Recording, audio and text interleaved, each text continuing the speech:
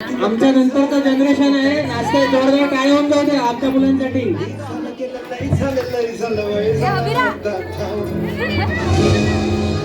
आहा, क्या बात है, बात है.